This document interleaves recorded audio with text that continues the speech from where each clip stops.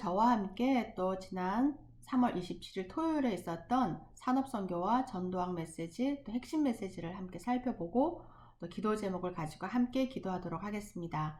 먼저 산업선교입니다. 산업선교는 이드로의 237 전략이라는 제목으로 말씀을 주셨어요. 요즘 교회와 사람들이 많이 어렵다고 합니다. 그 어려운 이유는 하루 이틀의 어려운 문제가 들어온 것이 아니라 오래된 기본적인 문제가 있었던 것이지요. 여기에 대해서 정확한 분석이 필요합니다. 서론으로 우리가 교회를 다니고 또 하나님 말씀을 듣더라도 우리와 맞지 않다라는 생각을 할 때가 있습니다. 그리고 응답이 없다라고 하는 게 있습니다. 이것도 오래된 문제입니다. 보통 사람들은 생각이 12가지 전략에 잡혀 있는 수가 많습니다.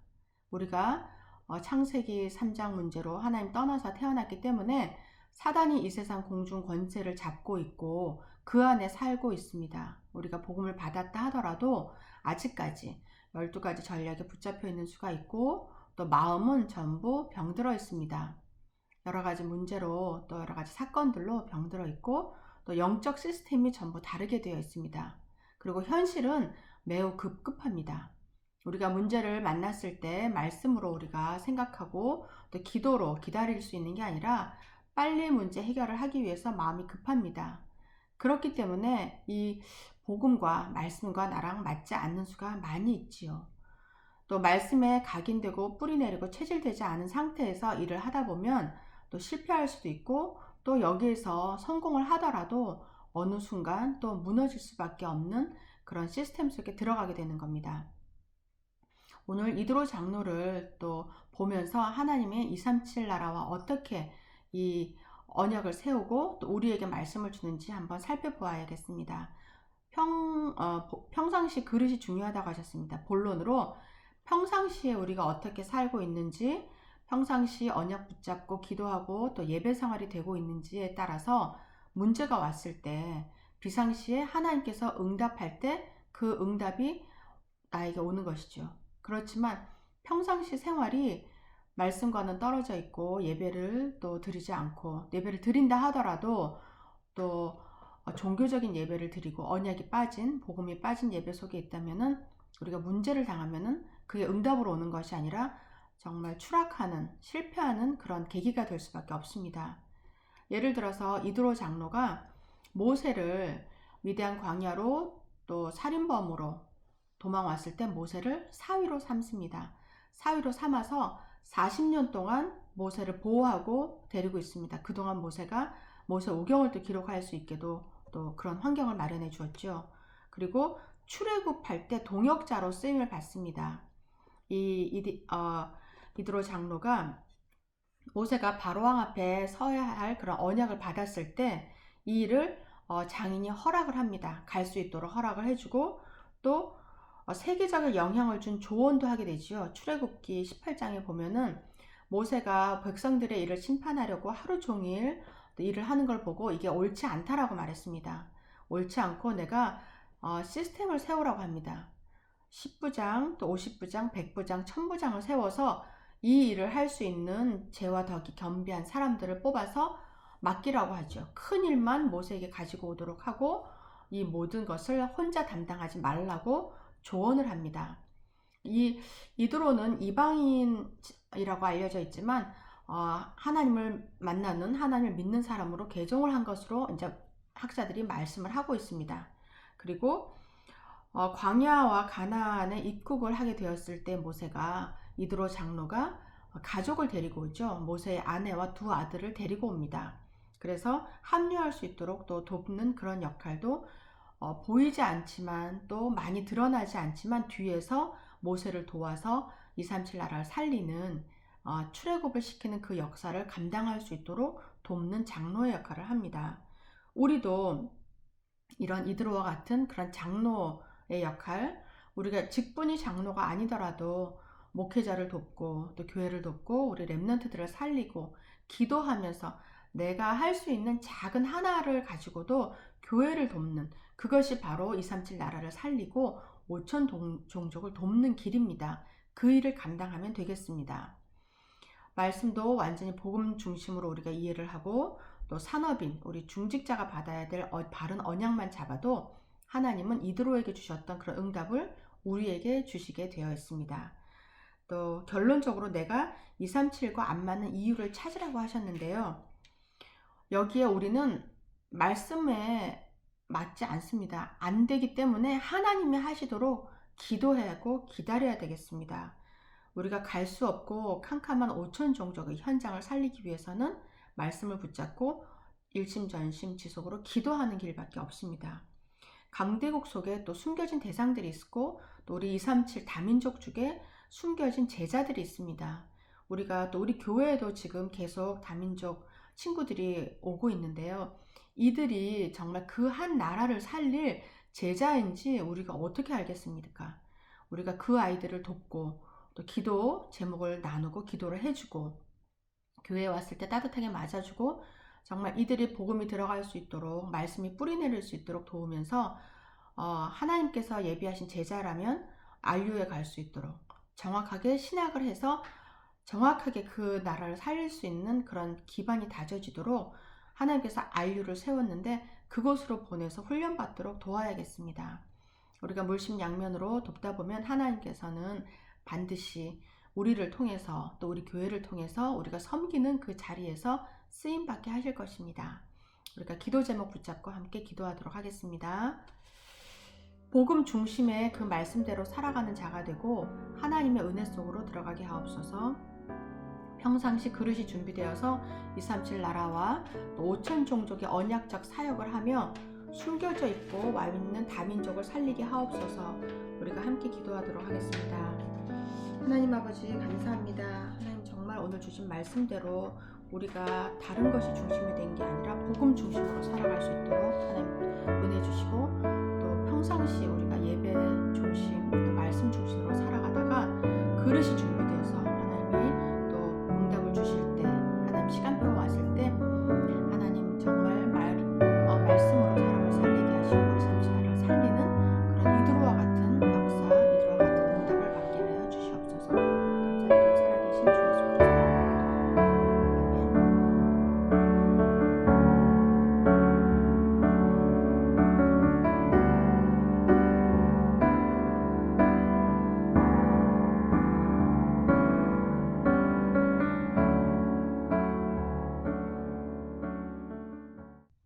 두 번째로 강사단 전도학 메시지를 함께 살펴보도록 하겠습니다. 제목으로는 전도의 본질이라는 제목으로 말씀을 주셨어요. 서론으로 지속을 하지 못하는 사람들의 이유가 무엇인가 라고 질문을 주셨는데요. 지금 많은 선교단체와 세계교회들이 문을 닫고 있습니다. 왜 문을 닫고 있는지 그 이유를 알아야 되겠습니다. 왜냐? 전도의 본질을 이해하지 못했기 때문이다. 그렇게 말씀하셨습니다.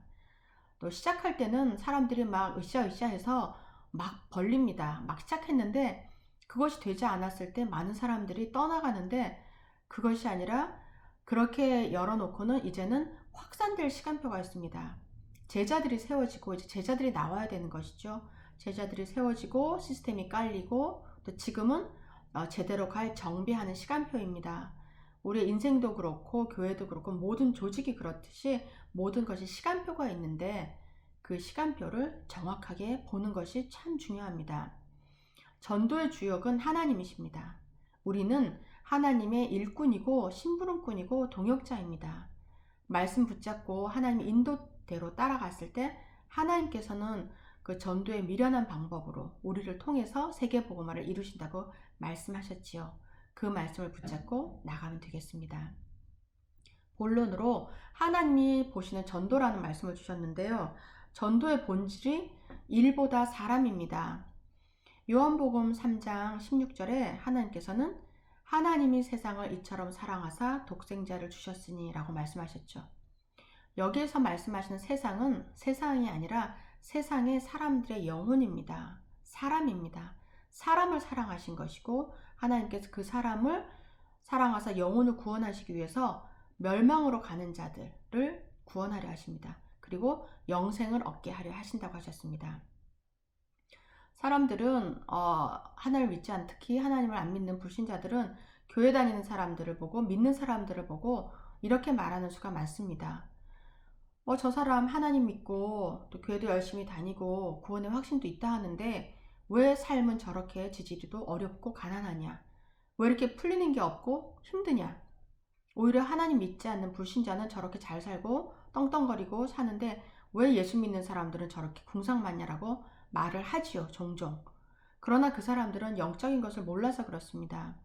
이 모든 것에는 많은 것이 배경이 있고 또 많은 또 응답도 있고 이유도 있지만 가장 중요한 본질은 하나님께서 원하시는 것은 영혼 구원입니다.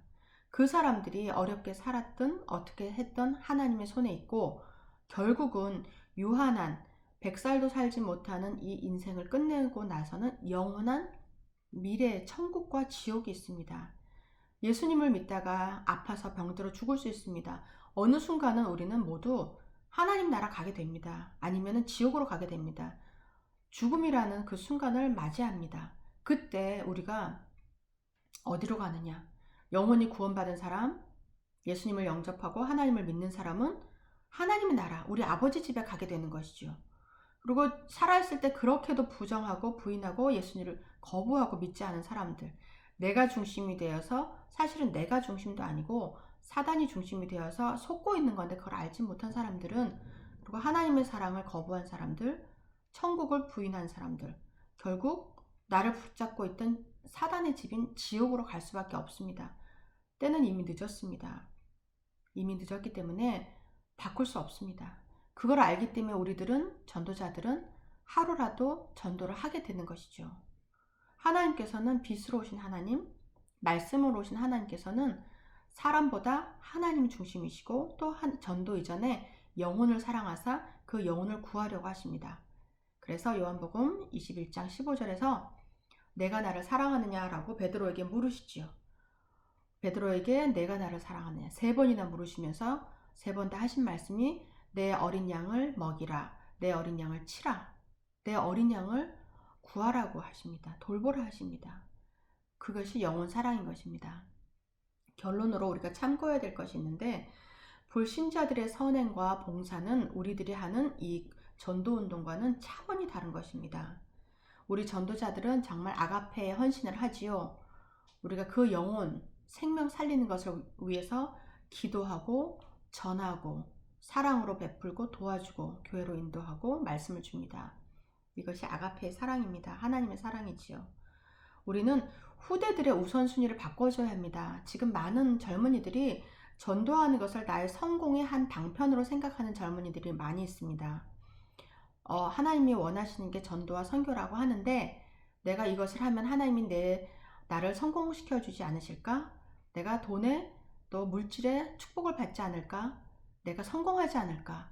라는 동기를 가지고 이것을 하면 하나님께서는 절대 속지 않으십니다. 하나님께서는 정말 순수하게 영혼 사랑을 하는 자들에게 그 영혼을 붙이시고 또 제자를 붙이십니다. 그래서 내가 먼저 제자가 되고 또 제자를 다시 생산하게 되는 것이지요. 우리가 생을 거는 이유는 오직 복음을 위해서입니다.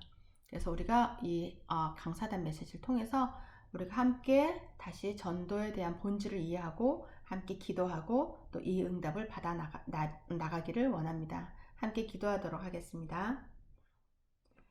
세계 교회들이 문 닫는 이유를 정확히 알게 하시고 전도의 본질을 이해하고 아가페 헌신 속으로 들어가게 하옵소서.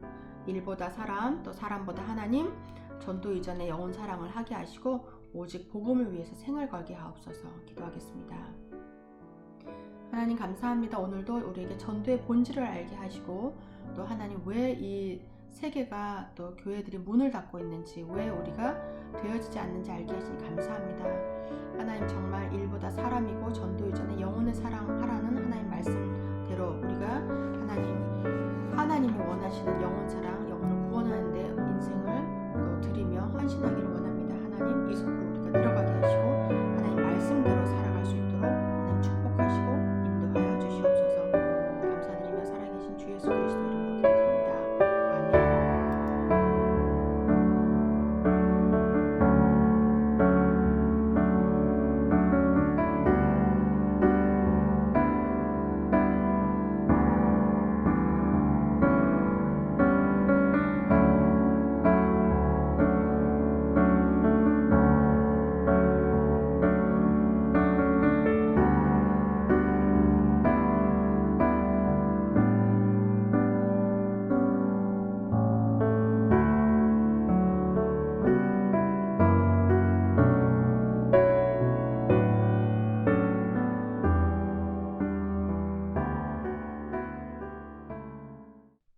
세 번째로 우리 핵심 메시지를 보도록 하겠습니다.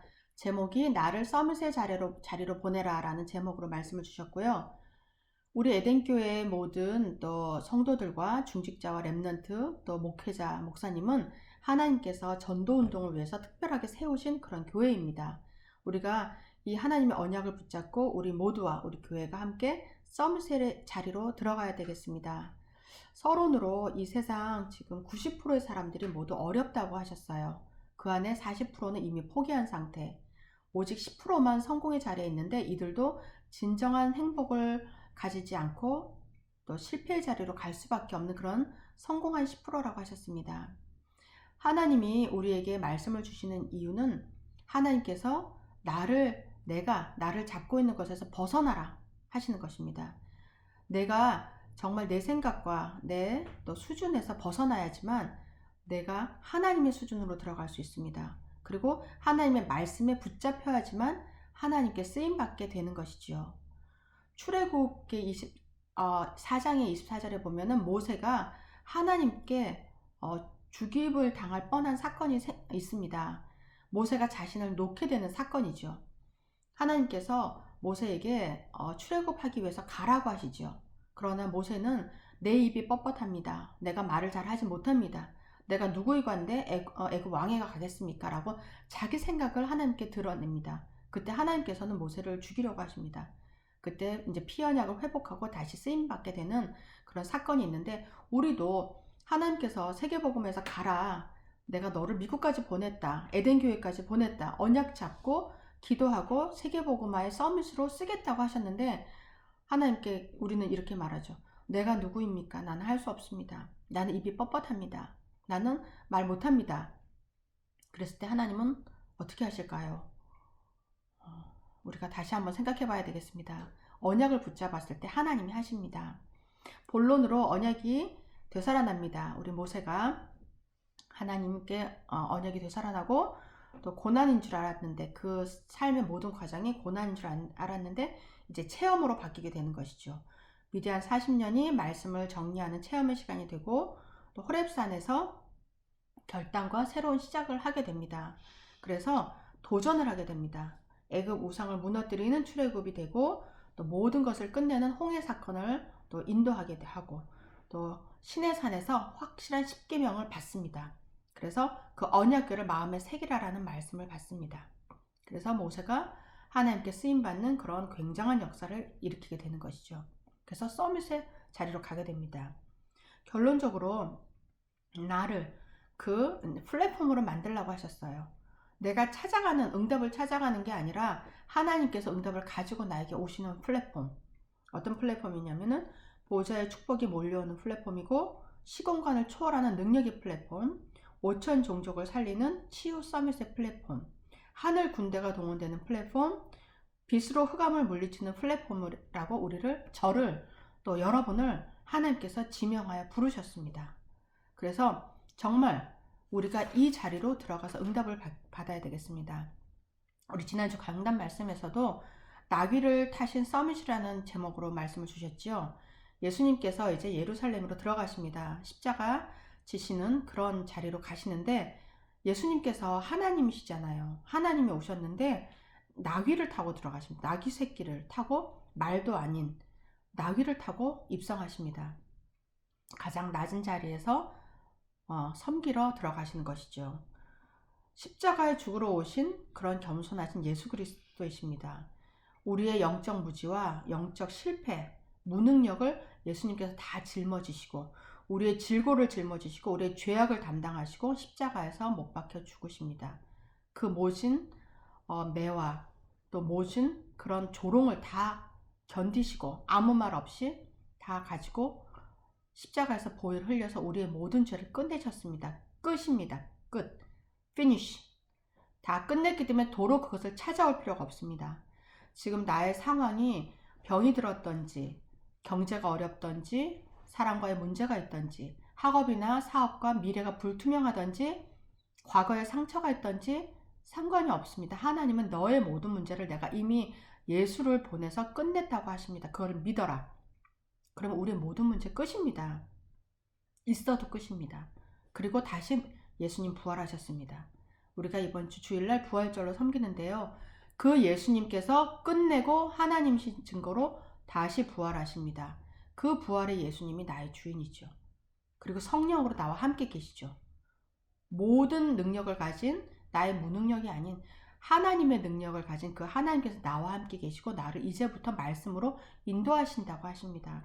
그 말씀만 붙잡고 가면 내 상황 돌아보지 말고 또 나의 문제 내가 다시 가져오지 말고 다 내려놓고 십자가 앞에 내려놓고 하나님의 말씀만 따라갑니다. 하나님께서 나에게 어떤 사람으로 만들려고 하셨냐면 조금 전에 말씀드린 보좌의 축복이 몰려오는 플랫폼입니다. 시공간을 초월하는 응답의 플랫폼입니다. 5천 살리는 치유 플랫폼입니다. 내가 가지고 있는 달란트를 가지고 기도하다 보면 하나님께서 분명히 나에게 주신 그런 달란트를 가지고 플랫폼을 만들게 하십니다. 내가 사람들과 친화력이 좋은 사람인지 나에게 기술이 있는지 손의 공교함이죠.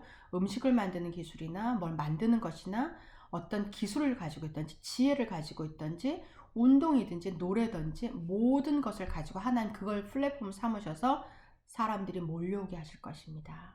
그래서 내가 세계복음화의 주역으로 쓰임받을 것입니다. 이 축복의 시간을 찾고 우리가 하나님과 함께 예수 그리스도와 함께 서밋의 자리에서 쓰임받기를 예수 그리스도 이름으로 축복합니다. 기도하겠습니다. 나를 붙잡고 있는 나를 내려놓고 하나님의 손에 하나님의 말씀에 붙잡히고 예수 그리스도와 함께 서밋의 자리로 가게 하옵소서. 하나님의 능력을 누리게 하옵소서.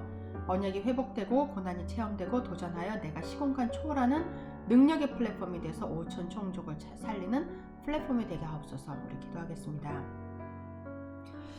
하나님 아버지 감사합니다. 무능력한 나를 내려놓고 정말 하나님 모든 상처 있는 나를 내려놓고 하나님의 손에 이 말씀에 붙들리게 하옵소서. 그래서 항상 쉬지 않고 기도하고 범사에 감사하며 하나님 내가 시공간을 초월한 능력의 플랫폼이 돼서 세계에서 보이게 하옵소서. 살아계신 예수 그리스도 기도합니다.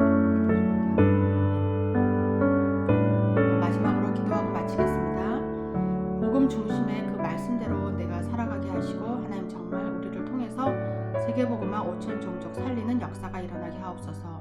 내가 가지고 있는 영적 무지와 무능력에 완전히 예수 그리스도 십자가 앞에 완전히 내려놓습니다. 하나님 부활하신 하나님의 능력으로 우리가 함께 저희를 서밋의 자리로 가게 하시고 하나님 나라를 세우는 우리 교회를 섬기고 세계복음하는 주역으로 쓰임받게 하옵소서. 감사드리며 살아계신 주 예수 그리스도 이름으로 기도드립니다. 아멘.